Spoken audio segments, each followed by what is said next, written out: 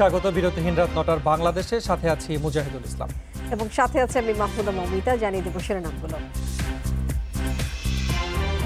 মানবিক কারণে খালেদা জিয়াকে বাসায় থাকতে দেওয়া হয়েছে, চিকিৎসার জন্য বিদেশ যাত্রা হবে কি না তা আইনি বিষয় বললেন প্রধানমন্ত্রী।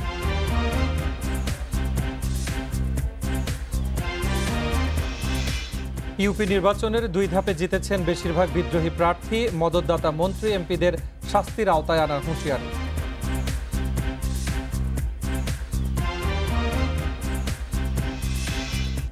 রেন্ট্রি হোটেলে ধর্ষণ মামলার লিখিত রায়, ৭২ ঘন্টা পর মামলা না নিতে সুপারিশ নেই, প্রতিবাদের ফল বলছেন মানবাধিকার কর্মীরা।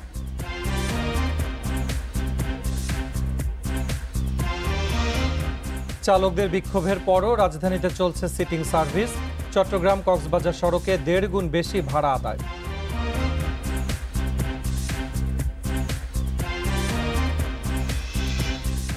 এবং স্কুলে ভর্তিতে পরিচালনা পর্ষদের জন্য কোটা রাখা যাবে না, স্বচ্ছতা নিশ্চিতে সর্বোচ্চ সতর্ক থাকার তাগিদ।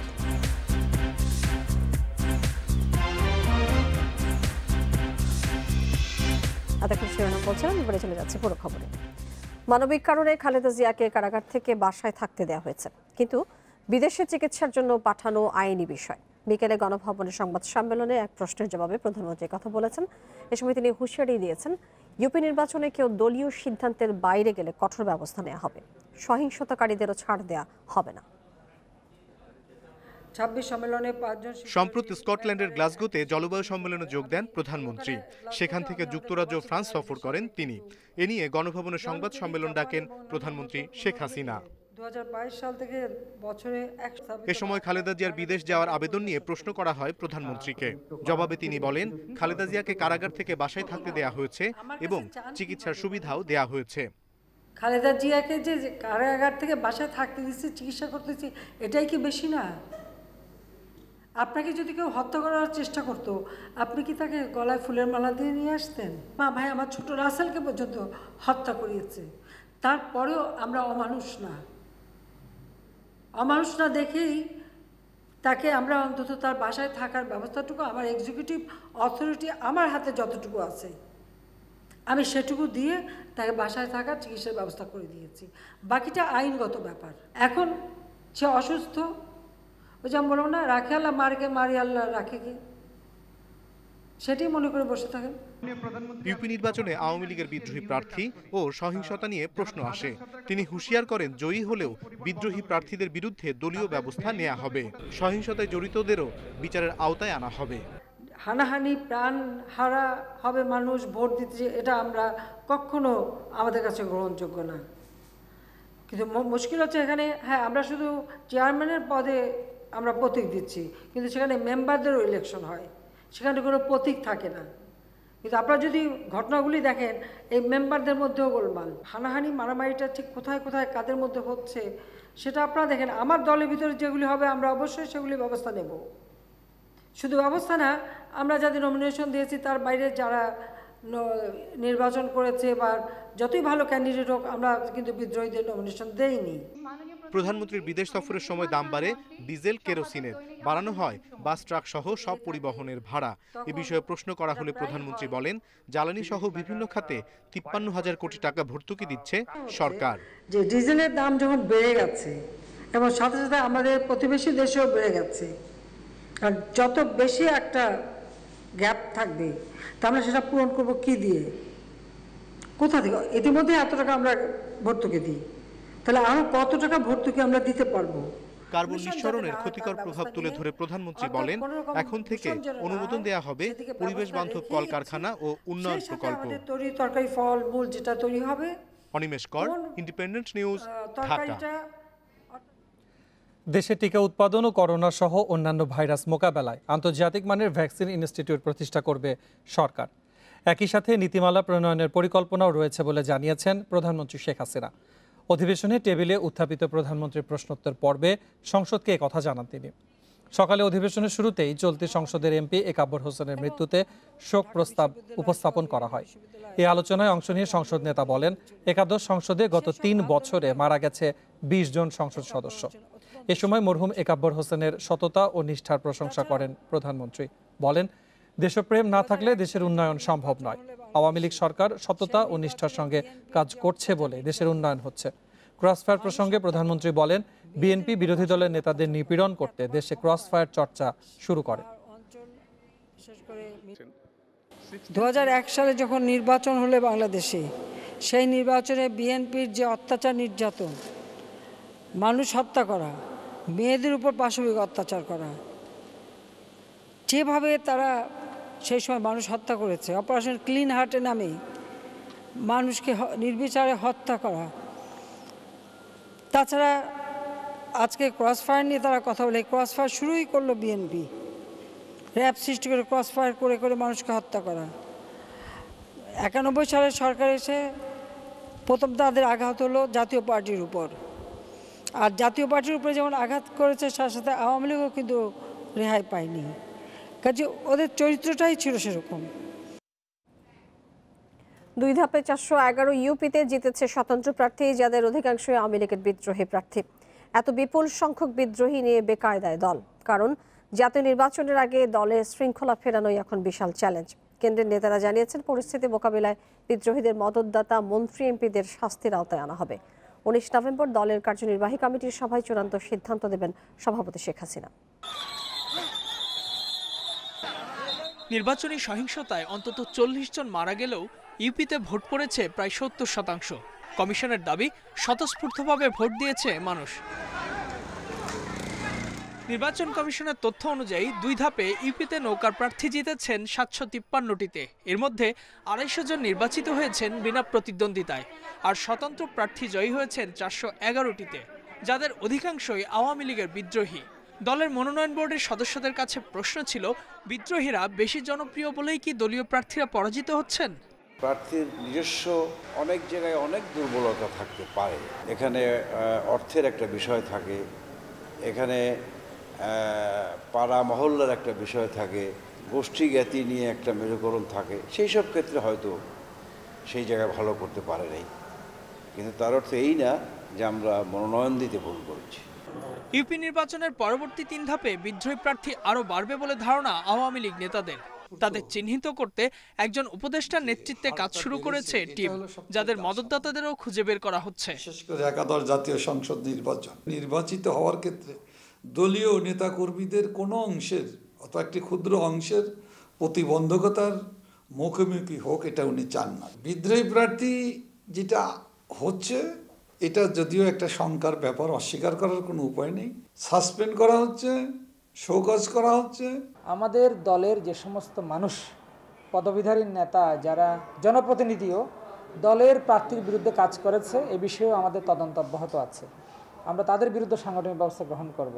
আগামী 19 তারিখ যে আমাদের ওয়ার্কিং কমিটির মিটিং হবে, সেখানে মাননীয় নেত্রী নিশ্চয়ই এই বিষয়ে সিদ্ধান্ত দিবেন। 28 নভেম্বর তৃতীয় ধাপে 1004টি ইউপিতে ভোট। 1069 জন আওয়ামী লীগের বিদ্রোহী প্রার্থী এখনও ভোটের মাঠে রয়েছেন। Ijazur Rahman, independent News, Dhaka. শরীয়তপুর সদরে ইউপি নির্বাচনকে কেন্দ্র করে শাহবাগ থানা ছাত্রলীগের সাবেক যুগ্ম আহ্বায়ক জাকির হোসেন কোতোয়ালকে কুপিয়ে ও গুলি করে আহতের ঘটনায় মামলা হয়েছে। এতে 8 জনের নাম উল্লেখ সহ 21 জনকে আসামি করা হয়েছে। গতরাতে মামলাটি করেন জাকিরের মা মনোয়ারা বেগম। এ পর্যন্ত 2 জনকে গ্রেপ্তার করেছে পুলিশ। মঙ্গলবার সন্ধ্যায় শরীয়তপুর সদর থানা থেকে বের হওয়ার পর জাকির হোসেন ও তার ভাই মনির হোসেনকে এলো পাতাটি কুপিয়ে এবং গুলি করে আহত করে দুর্বৃত্তরা। পরে জাকিরকে উদ্ধার করে সদর হাসপাতালে নেওয়া হয়। অবস্থার অবনতি হলে পাঠানো হয় ঢাকা মেডিকেলে। ভুক্তভোগীর অভিযোগ, ইউপি নির্বাচনকে কেন্দ্র করে গত 14 নভেম্বর তার ভাই মেহেদি হাসানকে কুপিয়ে আহত করে প্রতিপক্ষের লোকজন। এই ঘটনায় শরীয়তপুর সদর থানায় মামলা করতে গিয়েছিলেন তিনি। থানা থেকে বের হবার পর তার উপরও হামলা চালায় দুর্বৃত্তরা। খালেদা জিয়ার বিদেশে উন্নত চিকিৎসার জন্য বিএনপির পাশাপাশি অন্যান্য রাজনৈতিক দল এবং সামাজিক সংগঠনকে সরব হওয়ার আহ্বান জানিয়েছেন নাগরিক ঐক্যের আহ্বায়ক মাহমুদুর রহমান মান্না। বুধবার রাজধানীর এভার কেয়ার হাসপাতালে খালেদা জিয়ার স্বাস্থ্যের খোঁজখবর নিতে যান মান্না। পরে তিনি দাবি করেছেন, বিএনপি চেয়ারপারসনের অবস্থা দিন দিন অবনতির দিকে যাচ্ছে। দেশে তার যে চিকিৎসা হচ্ছে তা পর্যাপ্ত নয়। গেল শনিবার 3য় দফায় হাসপাতাল ভর্তি হন Khaleda Zia. Arthritis, diabetes, kidney, দাঁত এবং চোখের সমস্যা সহ নানা জটিলতায় ভুগছেন তিনি। গত এপ্রিলে করোনায় আক্রান্ত হয়ে প্রায় 2 মাস হাসপাতালে ছিলেন বিএনপি চেয়ারপারসন। দ্বিতীয় দফায় অক্টোবরেও প্রায় 1 মাস হাসপাতালে ভর্তি ছিলেন খালেদা জিয়া। তারা যে বাইরে যাবার কথা বলেছেন, একজন মানুষ দোষী মানুষও যদি মানা যায় তার ট্রিটমেন্ট করতে হবে, অথচ ওনাকে বিনা দোষে একটা মৃত্যুর দিকে ঠেলে দেওয়া হচ্ছে। এক কথা আমি বলবো, এটার কোনো অন্য এক্সপ্লেনেশনই হতে পারে না। তাকে ইমিডিয়েটলি বাইরে পাঠানো উচিত। 72 ঘন্টা পর ধর্ষণের মামলা নয়, লিখিত রায়ে এটি না থাকা প্রতিবাদের ফল বলে মনে করেন মানবাধিকার কর্মীরা। তবে আইনজীবীর ব্যাখ্যা, পূর্ণাঙ্গ রায় হওয়ার আগে পর্যবেক্ষণ নিয়ে সমালোচনা করা অনুচিত। রেন্ট্রি হোটেলে ধর্ষণ মামলার রায় সুপ্রিম কোর্টে পৌঁছার পর এসব বিতর্ক হচ্ছে। বরং লিখিত রায়ে উল্লেখ রয়েছে 72 ঘন্টার মধ্যে মেডিকেল পরীক্ষা করলে ধর্ষণের যথাযথ প্রমাণ পাওয়া যায়। গত বৃহস্পতিবার বনানীর রেন্ট্রি হোটেলে ধর্ষণ মামলার রায় দেন নারী ও শিশু নির্যাতন দমন ট্রাইব্যুনাল 7-এর বিচারক মোসাম্মদ কামরুন নাহার। পরে আসামির আইনজীবী জানান, 72 ঘন্টা পর ধর্ষণের মামলা না নেয়ার সুপারিশ করে পর্যবেক্ষণ দেন বিচারক। 72 ঘন্টার পরে যদি কোনো মেডিকেল টেস্টে এটা না আসার সম্ভাবনাই বেশি, যার কারণে 72 ঘন্টা পরে কোনো মামলা না নেওয়ার জন্য সে সুপারিশ করবে। এই পর্যবেক্ষণের দায়ে এরই মধ্যে কামরুন নাহারের বিচারিক ক্ষমতা প্রত্যাহার করা হয়েছে, কিন্তু জানা গেছে সুপ্রিম কোর্টের হাতে আসা লিখিত রায়ে সেটি উল্লেখ নেই। লিখিত রায়ে বিচারক কামরুন নাহার বলেছেন, 72 ঘন্টার মধ্যে যদি মেডিকেল পরীক্ষা করা হয় এবং ফরেনসিক পরীক্ষায় যদি প্রমাণ পাওয়া যায়, তাহলে ধর্ষণ মামলায় তা গুরুত্বপূর্ণ নথি বলে গণ্য হয়। তখন অভিযুক্ত ব্যক্তির বিচার নিশ্চিত করা যায়। কেউ কেউ একটা বিভ্রান্তি সৃষ্টি করতে চাচ্ছেন যে যেহেতু বিচারকের যে মন্তব্য তিনি প্রকাশ্য আদালতে করেছিলেন সেগুলো রায়ের ভেতরে নেই, অতএব এই সমালোচনা আলোচনা এটা ঠিক হয়নি। আমরা কিন্তু কেউই রায়ের উপরে কখনোই কোনো সমালোচনা আলোচনা করিনি। কাগজ কলমে লিখিত রায় ছাড়া রায়কেই শুধুমাত্র আমরা গ্রহণযোগ্য বলে গ্রহণ করব। যারাই মন্তব্য করেছেন কিংবা যারাই এই ব্যাপারে অতি উৎসাহীভাবে কিছুটা এগিয়ে গিয়ে কথা বলেছেন, আমি মনে করি যে একটু অপেক্ষা করা দরকার ছিল। এভাবে হয় কি, এ ধরনের ঘটনার কারণে মূল বিচারিক বিষয়টাই কিন্তু অনেক সময় প্রশ্নবিদ্ধ হয়ে পড়ে।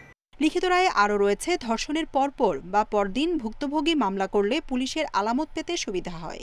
রেন্ট্রি হোটেলে ধর্ষণের মামলাটি হয়েছে 38 দিন পর। তথ্য প্রমাণের অভাবে সেটা প্রমাণ হয়নি। রেন্ট্রি হোটেলে 2 শিক্ষার্থী ধর্ষণ মামলায় আপন জুয়েলার্সের মালিকের ছেলে সাফাত সহ 5 আসামিকে খালাস দেয় নারী ও শিশু নির্যাতন দমন ট্রাইব্যুনাল 7। জান্নাতুল ফেরদাউস তানভি, ইন্ডিপেন্ডেন্ট নিউজ, ঢাকা। মালিক সমিতির নির্দেশ, বিআরটিএর মামলার হুঁশিয়ারি আর বাস চালকদের বিক্ষোভের পরও রাজধানীতে বন্ধ হয়নি গেট লক এবং সেটিং সার্ভিস। আজও যাত্রীদের জিম্মি করে সরকার নির্ধারিত ভাড়ার চেয়েও বেশি টাকা নেওয়া হচ্ছে। সেটিং সার্ভিস বন্ধ না হয় ভাড়া নিয়ে প্রতিদিনই যাত্রীদের সাথে বাকবিতণ্ডা হচ্ছে বলে জানিয়েছেন চালক হেল্পাররা। যাত্রীরা বলছেন, সর্বনিম্ন ভাড়া 10 টাকা হলেও গেট লক সিটিংয়ের নামে তাদের কাছ থেকে নেওয়া হচ্ছে দ্বিগুণ ভাড়া। সব পরিবহনই চলছে একই নিয়মে। তবে পরিবহন শ্রমিকদের দাবি, তাদেরকে বাড়তি ভাড়া নিতে নিষেধ করা হয়নি। পাশাপাশি ওয়েবিল অনুযায়ী পথে পথে চাঁদাও দিতে হচ্ছে তাদের। এর আগে মঙ্গলবার রাজধানীর মিরপুরের কালশীতে বাস আটকে বিক্ষোভ করেন পরিবহন শ্রমিকরা।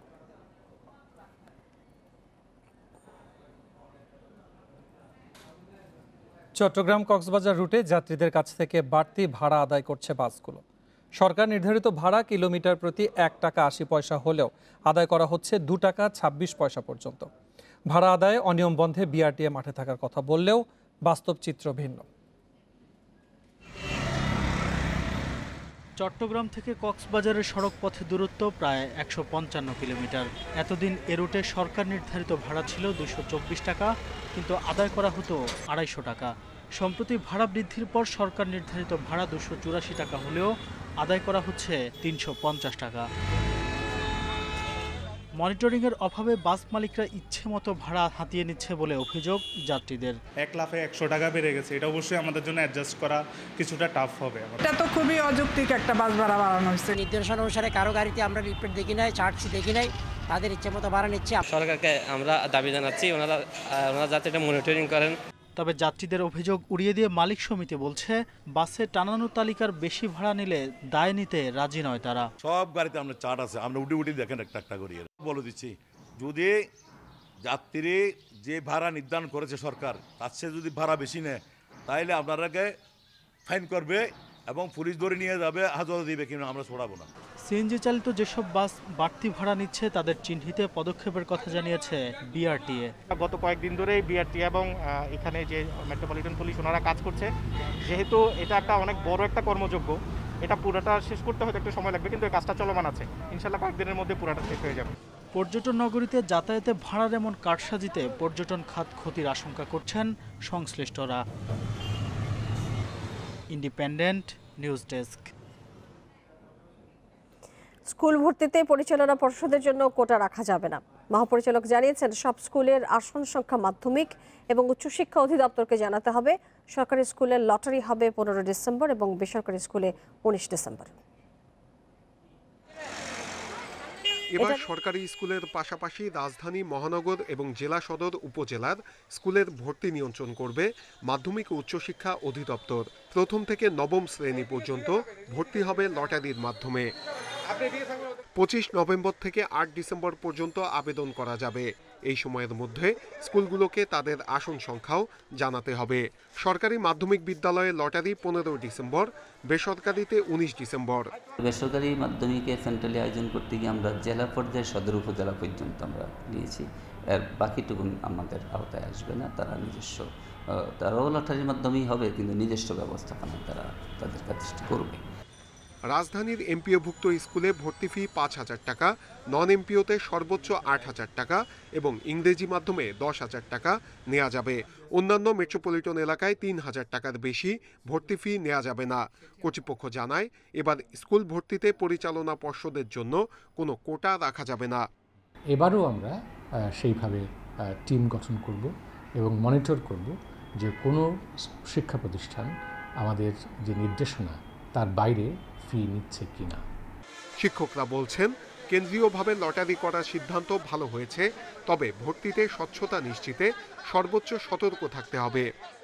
যদি এরকম কোনো আশঙ্কা থাকে, আমি এটাও বলতে চাই পাশাপাশি যাতে কোনো রকম প্রশ্ন উদ্রেক না হয় অভিভাবকদের মাঝে, এ ব্যাপারে সবাইকে সতর্ক থাকা উচিত। মানসিকের ব্যাপারে সেভাবে পদক্ষেপ নেওয়া উচিত যাতে কোনো রকম কোনো সন্দেহ কারোর মনে সৃষ্টি না হয়। শিক্ষার্থীদের স্কুলে ভর্তির জন্য অনলাইনে আবেদন করতে হবে। একজন সর্বোচ্চ 5টি স্কুল পছন্দ করতে পারবে। নূরে আলম, ইন্ডিপেন্ডেন্ট নিউজ, ঢাকা। রাজধানীর বিভিন্ন কেন্দ্রে এইচএসসি পরীক্ষার্থীদের করোনা টিকা দেওয়া হয়েছে। সকাল 8টা থেকে শুরু হয় এই কার্যক্রম। রাজধানীর বীরশ্রেষ্ঠ নূর মোহাম্মদ পাবলিক কলেজ এবং বীরশ্রেষ্ঠ মুন্সি আব্দুর রউফ পাবলিক কলেজের যৌথ উদ্যোগে শুরু হয় প্রায় 3000 শিক্ষার্থীর টিকাদান। বীরশ্রেষ্ঠ মুন্সি আব্দুর রউফ পাবলিক কলেজ কেন্দ্রের 10টি বুথের সামনে লাইনে দাঁড়িয়ে শিক্ষার্থীরা নেন টিকা। কলেজটির অধ্যক্ষ লেফটেন্যান্ট কর্নেল হাফেজ মোহাম্মদ জুনায়েদ আহমেদ জানান, এইচএসসি পরীক্ষার্থীদের সুরক্ষার কথা ভেবে এই উদ্যোগ নেওয়া হয়েছে।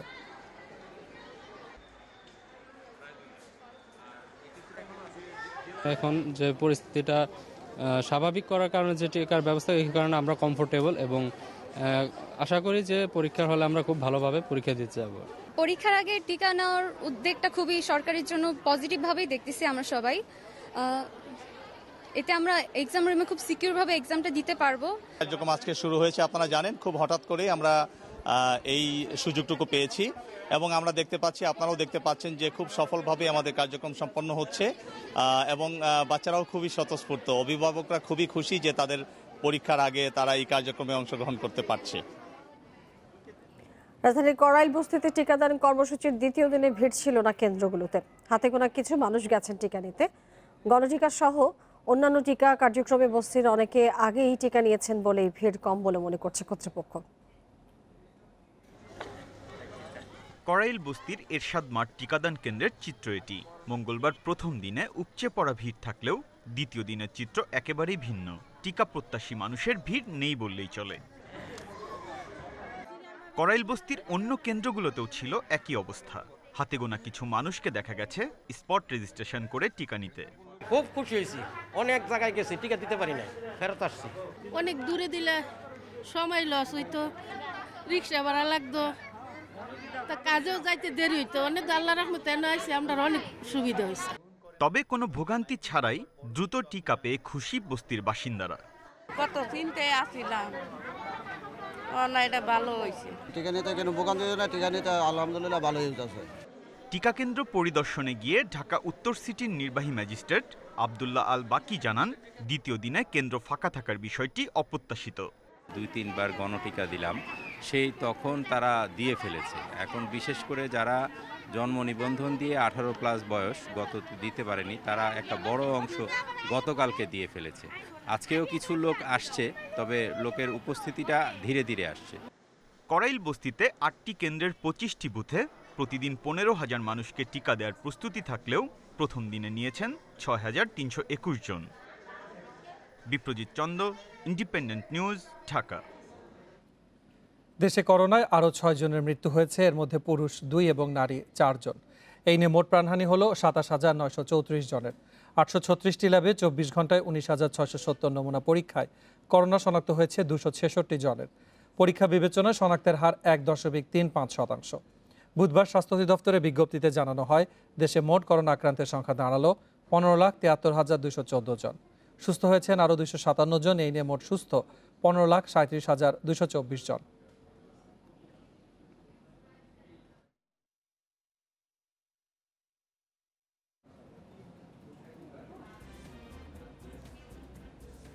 এবার খেলার খবর। তার আগে শিরোনামগুলো জানিয়ে দিচ্ছি। বিশ্বকাপ ব্যর্থতা ভুলে পাকিস্তান সিরিজে টাইগারদের লড়াইয়ের তাগিদ ফারুক আহমেদের, ভালো উইকেটের আশা।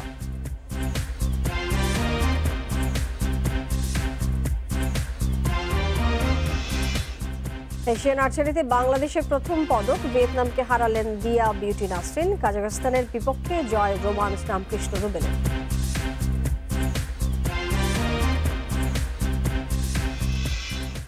পাকিস্তানের বিপক্ষে নেওয়ার আগে মাথা থেকে বিশ্বকাপ ব্যর্থতা পুরোপুরি ছেড়ে ফেলতে হবে, পরিকল্পনায় আনতে হবে বৈচিত্র্য, এমনটাই তাগিদ সাবেক অধিনায়ক ফারুক আহমেদের। পাকিস্তানের বোলিং অ্যাটাক বিশ্বমানের, তাই ভালো উইকেট বানানোর বিকল্প নেই বলছেন তিনি। পাকিস্তানের বিপক্ষে মিশন ইম্পসিবল এমনটা নয়, বিশ্বকাপে ওরা সমীহ আদায় করলেও বাংলাদেশে নতুন চ্যালেঞ্জ। মাহমুদুল্লাহ দলের সামনেও নতুন মিশন। 16 সদস্যের দলে নতুনের প্রাধান্য, পরিকল্পনা আর বাস্তবায়নে সমন্বয় করতে পারলে জয় ফেরা কঠিন হবে না বলছেন Faruk Ahmed. They have variety in bowling, batting, দুটাতে এক্সপিরিয়েন্স, ইয়াং, সব মিলিয়ে কিন্তু খুব ভালো একটা টিম হয়েছে। এবং সবচেয়ে বড় কথা, ভালো টিম হলে কিন্তু সবসময় ভালো খেলে না। সো পাকিস্তানি ভালো টিমও হয়েছে, আবার ভালোও খেলছে। So it will be big challenge. আর আমরা কিন্তু একটা ডিবেগল থেকে ফেরত আসছি। সো এইটা আমরা ভুলে গিয়ে আমার চেষ্টা করতে হবে আমার স্ট্রেংথ আর আমার ওদের উইকনেসে খেলা আসে। সবশেষ 2 সিরিজে অস্ট্রেলিয়া, নিউজিল্যান্ডের বিপক্ষে স্লো উইকেটের সুবিধা নিয়েছে স্বাগতিকেরা, কিন্তু পাকিস্তানের বিপক্ষে একই কৌশল কাজ করবে না, কারণ ওদের আছে শাহিন আফ্রিদি, হাসান আলী, হারিস রৌফের মতো পেসার, স্পিনে শাদাব খান, ইমাদ ওয়াসিম। তাই উইকেট বানাতে ভুল হলে গুনতে হবে চড়া মাশুল। আমি মনে করি যে উইকেট তো ডেফিনেটলি আপনি এখন উইকেটটা একটু বেটার করার চেষ্টা করবেন। বেটার মানে পাকিস্তানের তো bowling is like spin seam দুইটাই better. So it will be difficult if you have a wicket, যে উইকেট আমরা লাস্ট 2 সিরিজে দেখে যাই, সেটা বেটার উইকেট হওয়া দরকার আমার মনে হয়। হতাশার সাগরে নিমজ্জিত দলটাকে তীরে পৌঁছাবে কে? মাহমুদুল্লাহ কাঁধে পাহাড় সমচাপ। শত বাধা পেরিয়ে টিম টাইগার্সকে এক সূত্রে গাঁথতে যোগ্য নেতৃত্ব দিতে হবে অধিনায়ককে, তাহলেই আসবে কাঙ্ক্ষিত জয়। Saiful Majumder, Independent News. বিশ্বকাপ ব্যর্থতার পর বাংলাদেশের ঘুরে দাঁড়ানোর মঞ্চ পাকিস্তান সিরিজ। দীর্ঘদিন পর সুযোগ পাওয়া নাজমুল শান্তের লক্ষ্য আগ্রাসী ব্যাটিং দিয়ে সে চ্যালেঞ্জ মোকাবেলা করা। সাফল্য পেতে দলের সবাইকে দায়িত্ব নেওয়ার তাগিদে ব্যাটারের, আর প্রতিপক্ষ নিয়ে না ভেবে চাপমুক্ত পারফর্ম করতে চান শান্ত। বিশ্বকাপে ব্যর্থ মিশন শেষে চাপে দল, অধিনায়ক রিয়াদের কাঁধে গুরু দায়িত্ব। টাইগারদের নেতৃত্ব দেওয়ার পাশে ব্যাটিংয়েও দেখাতে হবে দৃঢ়তা। ব্যাটিংয়ের টেকনিকে উন্নতি আনতে ডমিঙ্গোর ক্লাসে মনোযোগী রিয়াদ। অধিনায়কের মতো বাকিদেরও নিতে হবে দায়িত্ব, বিশেষ করে দীর্ঘদিন পর ফেরা শান্তর চ্যালেঞ্জটা যেখানে বেশি। ছোট ফরম্যাটে অনভ্যস্ত এই বাহাতি ব্যাটার আত্মবিশ্বাসী ফেরার মঞ্চ স্মরণীয় করে রাখতে ব্যাটিং অ্যাপ্রোচ বদলে আগ্রাসী মনোভাবে সাফল্য পেতে চান শান্ত। নর্মালি টি-20 অবশ্যই রানের খেলা, তো আমি যখনই ব্যাটিং করি, যে সিচুয়েশনে থাকি, সবসময় আমার টার্গেটই থাকে যে আমি এগ্রেসিভ থাকবো এবং আমি সবসময় অ্যাটাকিং মোডে থাকার চেষ্টা করি। শান্তর ব্যাট কখনোই অশান্ত হয়নি ছোট ফরম্যাটে। 3 ম্যাচে সুযোগ পেলেও জায়গা পাকা করতে পারেননি। সাকিবের শূন্যতায় 3 নম্বর পজিশনে ভালো কিছুর প্রত্যয় এই বাঁহাতি ব্যাটারের। সাথে পাকিস্তানের বিপক্ষে সবাইকে দায়িত্ব নেওয়ার তাগিদ শান্ত। সিনিয়র বা জুনিয়র প্লেয়ার বলে কিছু না, এখন আমরা সবাই এখানে ক্যাপেবল বলে আমরা আছি। সো আমাদের প্রত্যেকেরই দায়িত্ব আছে এবং দায়িত্ব বেশি কমের কিছু নাই, প্রত্যেকেরই যার যে দায়িত্ব সমানভাবে পালন করতে হবে। শর্টার ফরম্যাটে পাকিস্তানের চ্যালেঞ্জ কঠিন জানা আছে শান্তর। বাবর মালিকের অন্তর্ভুক্তি ম্যান ইন গ্রিনদের করেছে আরও উজ্জীবিত। যদিও প্রতিপক্ষের শক্তি সামর্থ্য নিয়ে না ভেবে চাপমুক্ত খেলার লক্ষ্য শান্ত। ওয়ার্ল্ড ক্রিকেট এখন যদি মানে আমাদের ভালো ক্রিকেট খেলতে হবে, অবশ্য প্রত্যেকটা টিমই ভালো। সো আমাদের ওই চিন্তা করলে হবে না যে অনেক ভালো দল বা কিছু, আমরা জাস্ট বল দেখবো, খেলবো এবং অত বেশি চিন্তা করার কিছু নয়। আমরা যে জিনিসটা পারি ওই জিনিসটা করার চেষ্টা করব। করোনা পরবর্তী সময়ে এই প্রথম দর্শক প্রবেশের অনুমতি দিচ্ছে বিসিবি। দর্শকরা টিকিট কিনতে পারবে বৃহস্পতিবার। মিরপুরে 3 ম্যাচ সিরিজের প্রথম টি20 শুক্রবার। Mohammad Nazim, independent News, Dhaka. পুরনো নিয়মে ফিরছে আইসিসি ওয়ানডে বিশ্বকাপের বাছাই প্রক্রিয়া।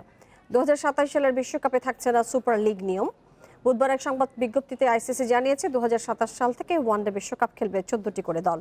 একটি নির্দিষ্ট সময়ে র্যাঙ্কিংয়ের শীর্ষ 10-এ থাকা দলগুলো সরাসরি সুযোগ পাবে বিশ্বকাপে। বাকি দলগুলো ঠিক করা হবে বৈশ্বিক বাছাই পর্বের মাধ্যমে। 10 দলের বিশ্বকাপ সমালোচিত হয়েছে, বিশেষ করে আইসিসির সহযোগী সদস্যগুলো শুরু থেকে এই নিয়মে অনাস্থা জানিয়ে আসছে। বিশ্বকাপ সুপার লিগ বিলুপ্তির ঘোষণা দিলেও টেস্ট চ্যাম্পিয়নশিপ একই নিয়মে রাখছে আইসিসি।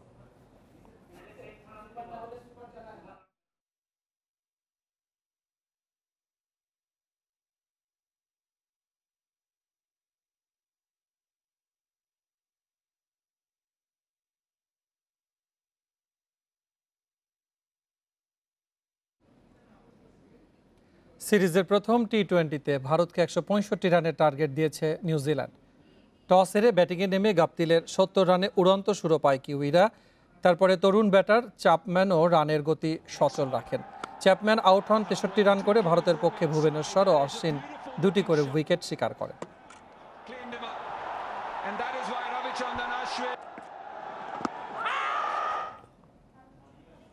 দিয়া নাসরিন বিউটির হাত ধরে নতুন ইতিহাস বাংলাদেশের আর্চারিতে। প্রথমবারের মতো এশিয়ান আর্চারিতে ব্রোঞ্জ পদক উঠল লাল সবুজ ডেরায়। মেয়েদের পর ছেলেদের রিকার্ভ দলগত ইভেন্টেও কাজাখস্তানকে হারিয়ে ব্রোঞ্জ পদক রোমান রুবেলদের। টানা ম্যাচে থাকায় এসেছে সাফল্য, বলছেন আর্চাররা। নার্ভাসনেস ধরে রাখতে বেশি বেশি আন্তর্জাতিক ম্যাচের সুযোগ চায় তীরন্দাজরা। একটা পারফেক্ট শট, আর তাতেই এশিয়ান আর্চারিতে রচিত হয়েছে নতুন এক অধ্যায়। আয়োজক বাংলাদেশ শুরু থেকেই পদক খরায় ভুগলেও পঞ্চম দিনে এসে ধরা দিল প্রথম পদক। আর্মি স্টেডিয়ামের শীতের সকালটা রঙিন হয়েছে দিয়া বিউটি ও নাসরিনের কল্যাণে। রিকার্ভ নারী দলগত ইভেন্টে ভিয়েতনামকে 5-3 সেটে হারিয়ে জয় জয়কার লাল সবুজের। শেষ এক বছরে কষ্টের সাফল্যে এই পদক, বলছেন দিয়া সিদ্দিকী। টিম কম্বিনেশনে গুরুত্ব দেয় আত্মবিশ্বাস ধরে রাখা সম্ভব হয়েছে, বলছেন বাকি দুই আর্চার। গেমের সময় নর্মালি সবাই জানেন একটা নার্ভাসনেস কাজ করে, তবুও আমি ওটাকে সামনে আসতে দিইনি। আমি চেষ্টা করছি যেন ভালোভাবে মারতে পারি। আগামী বছর তো আমাদের আরো অনেক বড় বড় টুর্নামেন্ট আছে, গেমস আছে। আমরা এই গেম থেকেও কিছু একটা শিখতে পারলাম যে না, আর স্টেজে খেলার অভিজ্ঞতার দরকার হয়। প্রথম পদক জয়ের আনন্দ শেষ হতে না হতেই আরও একটি সুখবর দেশের আর্চারিতে। ছেলেদের রিকার্ভ দলগত ইভেন্টে পদক জিতে শিরোনামে রোমান, রুবেল ও রামকৃষ্ণ জুটি। অফ ফর্মে থাকা দেশসেরা আর্চার রোমান সানা অবশ্য বেশি বেশি টুর্নামেন্ট খেলাকেই সাফল্যের মূলমন্ত্র হিসেবে দেখছেন। ফাইনালে নার্ভাসনেস ধরে রাখতে না পারলেও ভবিষ্যতে এরকম আন্তর্জাতিক আসরে অংশ নিলে সেটাও দূর হবে বিশ্বাস তার। এর আগে কিন্তু আমরা এশিয়ান চ্যাম্পিয়নশিপ কখনো পদক পাইনি, তো সেটা হোক থার্ড প্লেস, হোক সিলভার মেডেল আর গোল্ড মেডেল, সো যেটাই পাই না কেন সেটাই কিন্তু ইতিহাস সৃষ্টি হয়েছে। তো আসলে ধাপে ধাপে এগোতে হয়, কোনো জিনিসকে কখনো ছোট করে দেখতে হয় না। এছাড়া ছেলেদের কম্পাউন্ড দলগত ইভেন্টেও ব্রোঞ্জের লড়াই থাকা লাল সবুজ টক্করে পেরে ওঠেনি ভারতের কাছে। আশিকুজ্জামান রাকিব রানা জুটি হারে 223-235 স্কোরে। Roksana Afroz, Independent News. আর এই ছিল খেলার খবরের অংশ। এবারে জানাবো অন্যান্য প্রসঙ্গ।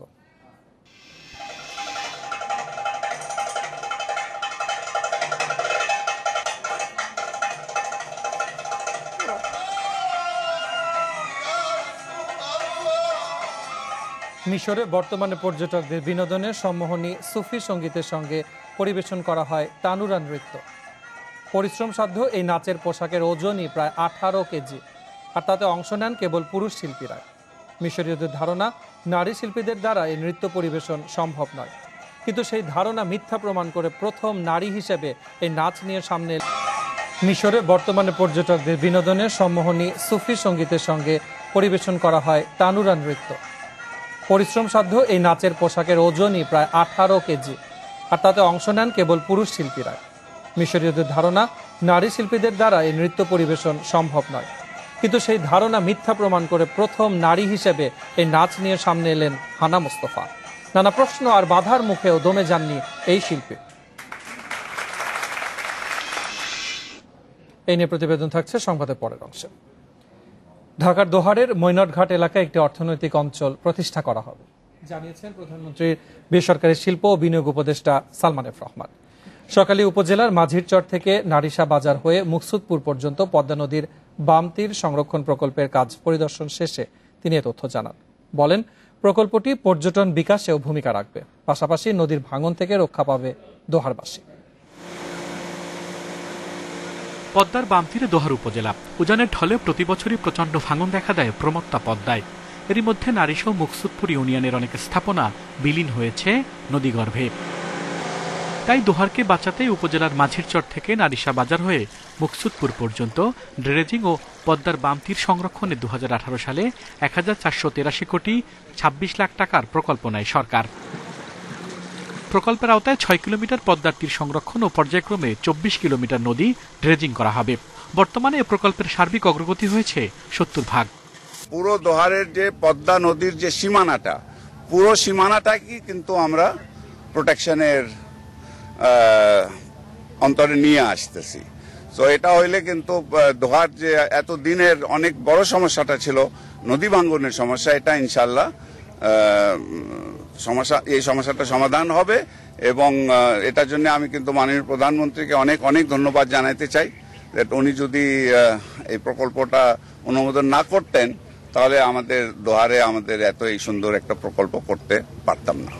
এ সময় প্রধানমন্ত্রীর বেসরকারি শিল্প ও বিনিয়োগ উপদেষ্টা জানান, দোহারের মৈনটঘাট এলাকায় একটি অর্থনৈতিক অঞ্চল প্রতিষ্ঠা করা হবে। নদী ভাঙ্গনের কারণে সেটা আমরা আগাইতে পারি নাই। এখন এই যখন এমব্যাঙ্কমেন্টটা হয়ে যাবে তখন আমরা ওখানে সেই বিশেষ অর্থনৈতিক অঞ্চলটা করব, যেটা আসলে পর্যটনের জন্যই হবে। আগামী জুনে পদ্মার বাম তীর সংরক্ষণ প্রকল্প শেষ হওয়ার কথা থাকলেও এরই মধ্যে মেয়াদ আরও 2 বছর বাড়ানোর আবেদন করা হয়েছে। আল আমিন হোসেন, ইন্ডিপেন্ডেন্ট নিউজ, ঢাকা। প্রধানমন্ত্রীর বেসরকারি শিল্প এবং বিনিয়োগ উপদেষ্টা সালমান এফ রহমানের সঙ্গে বৈঠক করেছেন ঢাকায় সফররত মার্কিন যুক্তরাষ্ট্রের সহকারী পররাষ্ট্রমন্ত্রী কেলি কেডারলিং। বিকেলে রাজধানীর আগারগাঁয়ে বিনিয়োগ উন্নয়ন কর্তৃপক্ষ বিডা কার্যালয়ে এই বৈঠক অনুষ্ঠিত হয়েছে। এতে বাংলাদেশের শ্রম এবং অর্থনৈতিক পরিস্থিতি বিষয়ে আলোচনা হয়েছে তাদের মধ্যে। এছাড়াও দুদেশের স্বার্থ সংশ্লিষ্ট বিভিন্ন ইস্যুতে কথা বলেছেন সালমান এফ রহমান এবং কেলি কেডারলিং। বাংলাদেশের অর্থনীতির নানান দিক তুলে ধরে মার্কিন ব্যবসায়ীদের বিনিয়োগ বাড়ানোর আহ্বান জানিয়েছেন সালমান এফ রহমান।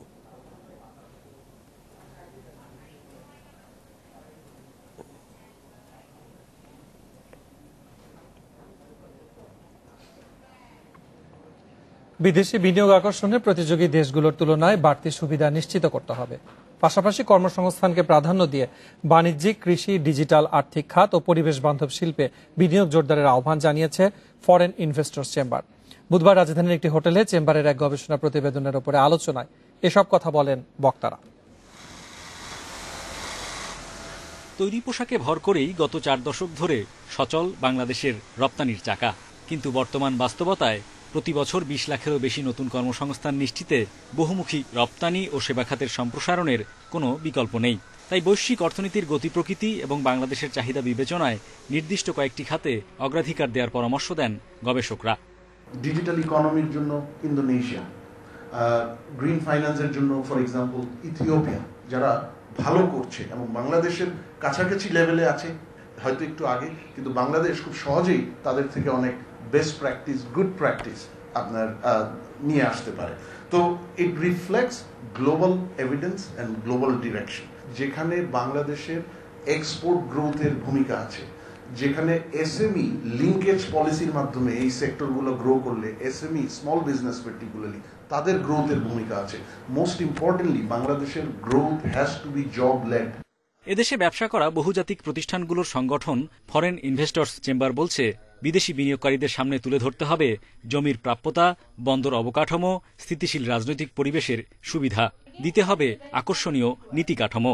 যে ইন্ডিয়াতে যেগুলো দিচ্ছে সেগুলো আমরা সরকারের সঙ্গে কথা বলছি, তাদের ভ্যাটও রিবেট দিয়ে দিচ্ছে, মানে জিএসটিও রিবেট দিয়ে দিয়েছে। বাট আমাদের দেশে এখনো পর্যন্ত ভ্যাট রিবেটের কথা আসে নাই, অনলি কর্পোরেট ট্যাক্সের কথা বলা হচ্ছে। Every state is fighting with another state to get in India is actually to get the only FDI. They are thinking about the employment. বিশ্বমঞ্চে ব্র্যান্ডিং জোরদারে শিল্প ও বাণিজ্য খাতে বদলে যাওয়া বাংলাদেশের গল্প তুলে ধরার পরামর্শ দেন ব্যবসায়ী প্রতিনিধিরা। আমরা কতটা আসলে ভালোভাবে এই গল্পগুলো বহির্বিশ্বকে বলতে পেরেছি। Hari Saha, independent News, Dhaka.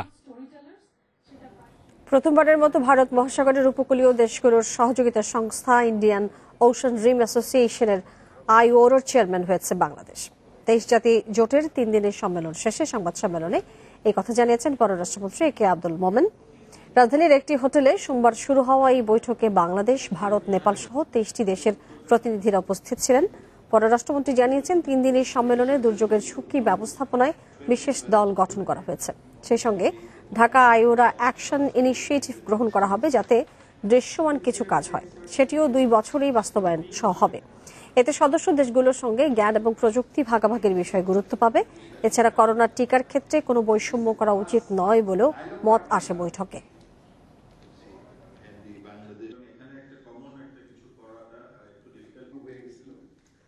প্রায় ডেলিগেট এই ভ্যাকসিন যে আপনার there is a gap in receiving the vaccine, এটা বেশ সুচ্চার করে বলেছেন, এবং যেটা আমরা প্রত্যেক সময় Bangladesh has taken a lead in it. আমরা সব জায়গায় বলতেছি যে vaccine should B a public good, এইটা সবার জন্য অ্যাফোর্ডেবল প্রাইসে পাওয়া উচিত। এই ব্যাপারে কোনো ডিসক্রিমিনেশন কোনোভাবে করা উচিত না, রিচ অ্যান্ড পুয়ার। এইটা এখানে খুব বড় করে আবার তোলা হয়েছে। আন্তর্জাতিক বাজারে তেল, চিনি, ডালের দাম না কমলে দেশের বাজারে কমানোর উপায় নেই বলে জানিয়েছেন বাণিজ্য মন্ত্রী টিপু মুনশি। বুধবার সচিবালয়ে EU এর নবনিযুক্ত রাষ্ট্রদূতের সাথে বৈঠকের পর এক সংবাদ সম্মেলনে একথা জানান তিনি। বাণিজ্য মন্ত্রী বলেন, দেশের তেল, ডাল সহ বেশিরভাগ নিত্যপণ্য আন্তর্জাতিক বাজার থেকে কিনতে হয়, তাই আন্তর্জাতিক বাজারে তেলের দাম কমলে দেশের বাজারেও কমানো হবে। বলেন, এসব পণ্যের উপরে ভ্যাট কমাতে NBR-কে চিঠি দেওয়ার পর চিনি ও পেঁয়াজের উপর ভ্যাট কমালেও তেলের বিষয়ে কোনো সিদ্ধান্ত হয়নি। তবে তেলের ভ্যাট কমাতে NBR-এর সাথে আলোচনা চলছে বলে জানান বাণিজ্য মন্ত্রী। এছাড়াও ইউরোপীয় ইউনিয়ন বাংলাদেশের বিভিন্ন খাতে বিনিয়োগ করতে আগ্রহী বলে জানানো হয় সংবাদ সম্মেলনে। গত কয়েকদিন ধরে শুনছি যে তেলের দাম আন্তর্জাতিক বাজারে কমার একটা প্রবণতা দেখা দিয়েছে, জানি না এক্স্যাক্টলি কি। যদি কমতে থাকে তাহলে সেই নতুন দাম অনুসারে আমরা আবার নতুন করে ঠিক করব কবে হবে। তো এটা প্রভাব পড়তে তো সময় লাগবে, তো সেটার জন্য একটু অপেক্ষা করতে হবে। দাম কমে গেলে আমাদের দেশেও কমে যাবে। প্রতিপক্ষকে ফাঁসাতে রাজধানীতে হত্যা করা হয় পথ শিশু সানিকে। 2 বছর আগে ঘটে যাওয়া এই হত্যাকাণ্ডের রহস্য উন্মোচন করেছে ঢাকা মহানগর গোয়েন্দা পুলিশ। গ্রেপ্তার করা হয়েছে মূল আসামি চান মিয়াকে। শিশুটিকে হত্যার আগে যৌন অত্যাচার চালানো হয় বলেও জানিয়েছেন গোয়েন্দা কর্মকর্তারা। 2019 সালের 10 নভেম্বর পল্টন মডেল থানা এলাকায় পুলিশ বক্সের পাশ থেকে উদ্ধার করা হয় পথশিশু সানির মরদেহ। পরে ওই এলাকারই চান মিয়ার সহায়তায় পল্টন থানায় মামলা করেন সানির মা ঝর্ণা বেগম। আসামি করেন ল্যাংলা রাসেল, পিন্টু, জুয়েল, কালাম, পায়েল ও হীরা নামের কয়েকজনকে। পরে ডিবির মতিঝিল জোনের তদন্তে জানা যায় হত্যায় জড়িত চান মিয়া নিজেই। প্রতিপক্ষ ল্যাংলা রাসেলকে ফাঁসাতে সাজানো হয় মামলা। ল্যাংরা রাসেলের সাথে তার অনেকদিন ধরেই দ্বন্দ্ব। তার একটি স্বপ্ন ছিল ল্যাংরা রাসেলকে সে একটি মার্ডার মামলায় ফাঁসাবে। প্রাপ্তবয়স্ক লোক মারার চেয়ে একটি শিশুকে মেরে তাকে যদি মামলায় ফাঁসানো যায় তাহলে সেটা বেশি সহজতর। বুধবার সকালে গ্রেপ্তার করা হয় অভিযুক্ত চান মিয়াকে। পুলিশ জানিয়েছে শিশু সানিকে গলা টিপে হত্যার আগে চালানো হয় নির্যাতন। বিকৃত যৌনাচারের এক পর্যায়ে ধস্তাধস্তির এক পর্যায়ে তার গলা টিপে মেরে ফেলে সে মৃত লাশের সাথে বিকৃত যৌনাচার করে। আমরা যখন পোস্টমর্টম রিপোর্ট পাই তখন দেখা যায় শ্বাসরোধ এবং পায়ুপথে তার বিকৃত যৌনাচারের চিহ্ন। এই ঘটনায় আসামি চান মিয়াকে রিমান্ডে নেওয়ার আবেদন করবে পুলিশ। Zahidul Bashar, Independent News, Dhaka. পরবর্তী নির্দেশনা না দেওয়া পর্যন্ত বায়ু দূষণে নাজেহাল ভারতের দিল্লি ও আশপাশের শহরের স্কুল কলেজ বন্ধ রাখার নির্দেশ দিয়েছে কর্তৃপক্ষ। সাময়িক বন্ধ রাখা হয়েছে দিল্লির 5টি কয়লা বিদ্যুৎ কেন্দ্র। 21 নভেম্বর পর্যন্ত দিল্লি, হরিয়ানা, রাজস্থান ও উত্তরপ্রদেশের 50% কর্মীকে ঘরে বসে কাজের পরামর্শ দেওয়া হয়েছে। দিনে 20 বার ধূমপানে যে পরিমাণ ক্ষতি হয়, দিল্লির বাতাসে একদিন শ্বাস নিলে সেই পরিমাণ ক্ষতি হয় মানবদেহে। ভয়াবহ স্বাস্থ্য ঝুঁকির মধ্যে আছেন ভারতের রাজধানীর বাসিন্দারা। 2 সপ্তাহ ধরে নানা পদক্ষেপ নিলেও সামান্যতম দূষণ কমেনি সেখানকার বাতাসে। মঙ্গলবার সুপ্রিম কোর্টের আদেশের 24 ঘণ্টা না যেতেই নতুন নির্দেশনার পরামর্শ দিয়েছে ভারতের বাতাসের মান নির্ণায়ক কেন্দ্রীয় কমিশন। বায়ু দূষণের কারণে দিল্লি ও এর আশপাশের শহরগুলোর স্কুল, কলেজ সহ শিক্ষা প্রতিষ্ঠান পরবর্তী নির্দেশনা না দেওয়া পর্যন্ত বন্ধ রাখার কথা জানিয়েছে সংস্থাটি। 9 পৃষ্ঠার নির্দেশনায় আরও বলা হয়েছে, আগামী 21 নভেম্বর পর্যন্ত দিল্লি, হরিয়ানা, রাজস্থান এবং উত্তরপ্রদেশের 50% কর্মীকে ঘরে বসে কাজ করার পরামর্শ দেওয়া হয়েছে। বেসরকারি সংস্থাগুলোকেও একই নির্দেশনা পালনে আহ্বান করা হয়েছে। রেল, মেট্রো প্রতিরক্ষা সংক্রান্ত কাজ বাদ দিয়ে সব নির্মাণ ও ইমারত ভাঙার কাজ 21 নভেম্বর পর্যন্ত বন্ধ রাখতে বলা হয়েছে। এছাড়া জরুরি পণ্য পরিবহন ছাড়া রাজধানী দিল্লিতে ট্রাক প্রবেশে নিষেধাজ্ঞা দেওয়া হয়েছে। রাস্তায় নামতে পারবে না 10 থেকে 15 বছরের বেশি পুরনো গাড়ি। দূষণ সংক্রান্ত কাগজপত্র ছাড়া কোনো গাড়ি রাস্তায় বের হলে কড়া ব্যবস্থা নেওয়া হবে। এছাড়া দিল্লি, হরিয়ানা, রাজস্থান, উত্তরপ্রদেশের 11টি তাপবিদ্যুৎ কেন্দ্রের মধ্যে মাত্র 5টি আপাতত সচল থাকবে। Lutfa Fauzia, independent news. বন্যা এবং ভূমিধসে বিপর্যস্ত কানাডার পশ্চিমাঞ্চল। মঙ্গলবার ভ্যাঙ্কুভারে একজনের মৃত্যুর খবর নিশ্চিত করেছে কর্তৃপক্ষ। নিখোঁজ অন্তত 2 জন। বিচ্ছিন্ন হয়ে গেছে দেশটির বৃহত্তম বন্দর নগরীর সড়ক এবং রেল যোগাযোগ। ব্রিটিশ কলম্বিয়া রাজ্যের একাধিক এলাকায় ভূমিধসে বিধ্বস্ত হয়েছে রাস্তাঘাট, ঘরবাড়ি সহ বহু স্থাপনা। তবে সবচেয়ে বেশি ক্ষতিগ্রস্ত নগরী ভ্যাঙ্কুভার। ধ্বংসস্তূপ থেকে নিখোঁজদের উদ্ধারে তল্লাশি জোরদার করা হয়েছে। বন্যার পানিতে তলিয়ে গেছে নগরীর রাস্তাঘাট, যোগাযোগ এবং বিদ্যুৎ সংযোগ বিচ্ছিন্ন রয়েছে বেশ কয়েকটি এলাকায়। এর আগে সোমবার বন্যা কবলিত ব্রিটিশ কলম্বিয়া রাজ্য থেকে হেলিকপ্টারে উদ্ধার করা হয়েছে 300 মানুষকে। একে শতাব্দীর সবচেয়ে খারাপ আবহাওয়া বলে আখ্যা দিয়েছেন রাজ্যের পরিবহন মন্ত্রী। মিশরের প্রথম নারী হিসেবে তানুরা নাচ আয়ত্ত করেছেন হানা মুস্তাফা। দেশটিতে ঐতিহ্যগতভাবে নাচটি শুধু পুরুষদের জন্য সীমাবদ্ধ। 13 শতকের তুর্কি সুফিবাদের সঙ্গে সম্পর্কিত নাচটি মিশরে বর্তমানে পর্যটকদের বিনোদন দিতে পরিবেশন করা হয়।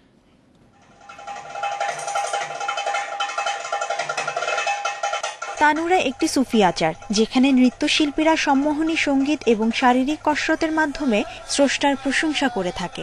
মিশরের জনগণের ধারণা, মেয়েদের দ্বারা এই নৃত্য পরিবেশন করা সম্ভব নয়, কারণ এটি বেশ পরিশ্রমসাধ্য এবং তানুরা নৃত্যে ব্যবহৃত পোশাক অনেক ক্ষেত্রে 18 কেজির বেশি ওজনের হয়ে থাকে।